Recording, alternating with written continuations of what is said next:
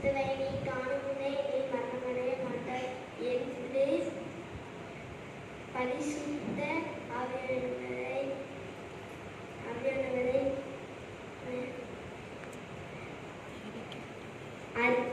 அவனுக்கு அறிவிக்கப்பட்டது. லூக்கா 2:16 26. அந்நாட்களில் உலகமெங்கும் குடிமதிப்பு எழுதப்பட வேண்டும் என்று அகத்து ஆயனால் கட்டளை பிறந்தது. சீரியா நாட்டிலே சிரேமியோ என்பவர் தேசாதிபதியாய் இருந்தபோது இந்த முதலாம் குடிமதிப்பு உண்டாயிற்று.